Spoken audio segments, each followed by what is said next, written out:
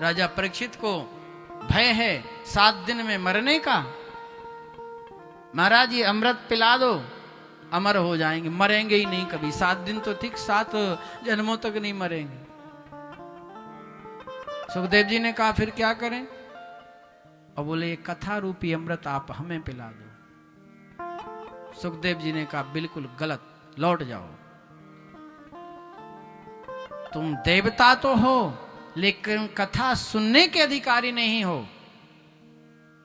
अभक्तांश तांस विज्ञाए न ददौ सा कथामृतम। उनको अभक्त जान करके, किनको? देवताओं को। देवता भक्त हैं क्या? लेकिन देवताओं को अभक्त क्यों जान लिया? क्योंकि उनको अभिमान था कि हमारे पास स्वर्ग का अमृत है।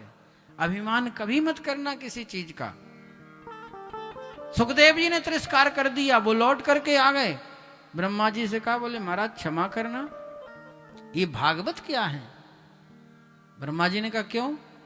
अरे बोले एक मृत्यु लोक के जीव परीक्षित, उनको एक महात्मा ने श्राप दिया है कि 7वें दिन तक शकनाग तुम्हारा दंशन करेगा, तुम्हारी मृत्यु हो जाएगी। हमने विचार किया कि चलो उनको ये अमृत पिला देते हैं स्वर्ग का, और वहां जो महात्मा जी कथा सुना रहे हैं वो कथा हम सुन लेंगे।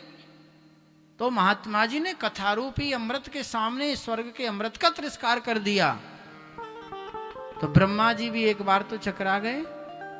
एक तराजू को ले लिया, तौलने वाली तराजू होती है ना, तराजू के एक पल्ले पर भागवत जी को रख दिया और दूसरे पल्ले के ऊपर अमृत को रख दिया। अमृत बराबरी नहीं कर सके भागवत जी की, तो वहां फिर वेद वेदांगों को रख दिया, उपनिषदों को रख दिया, समस्त जितने सार थे सबको रख दिया, लेकिन भागवत जी की कोई बराबरी नहीं कर सके। लिखा है भागवत जी में, लघुन्यानी जातानी गौरवेण इदम महत।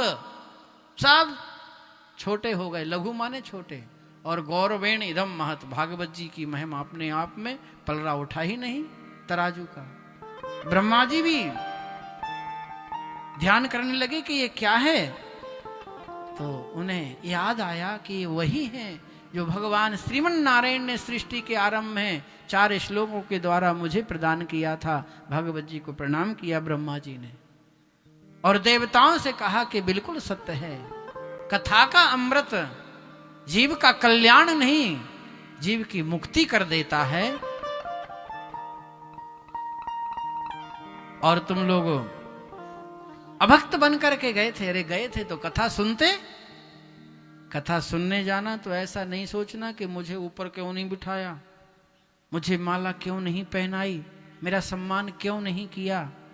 इस भावना से यदि जाएंगे तो ये सत्य है कि कथा सुनने का फल नहीं मिलेगा। कथा सुनने का फल चाहते हो तो वहां तो दास बन करके जाना, अकिंचन बन कर जाना।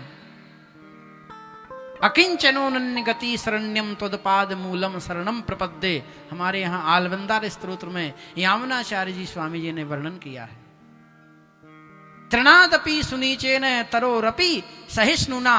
ये भक्त के लक्षण है, ध्यान देना। तृण के समान छोटे बन के रहना। घास फूस तृण होता है ना, पैरों के तले भी कुचल जाता है, कोई परेशानी नहीं होती उसको। और तरोरपि सहिष्णुना, वृक्ष के समान सहनशील होना।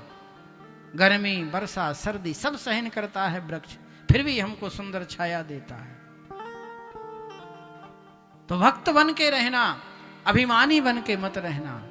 तिरस्कार कर दिया। वही कथा सनकादिकों के द्वारा देव ऋषि नारद ने सुनी थी बद्री नारायण धाम में। एक बार नारद जी भी परेशान हो गए, पूरी पृथ्वी की परिक्रमा की, सब जगह गए, महात्माओं के आश्रमों में गए, तीर्थों में गए, घर गृहस्थियों के यहां गए, लेकिन मन उनका बहुत खिन्न हो गया। और घूमते घूमते घूमते वो वृंदावन धाम में आ गए। वृंदावन धाम में एक बहुत सुंदर स्थान है यमुना के किनारे। आप सब लोगों ने वहां दर्शन भी किए होंगे, गए होंगे वहां। उस स्थान का नाम है ज्ञान गुदड़ी,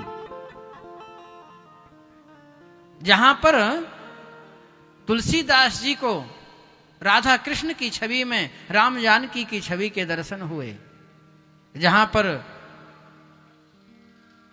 ज्ञानी उद्धव को गोपियों का सत्संग प्राप्त हुआ, सानिध्य प्राप्त हुआ, और जहां पर देव ऋषि नारद को भक्ति ज्ञान वैराग्य मिले, उस स्थान का नाम है ज्ञान गोदड़ी।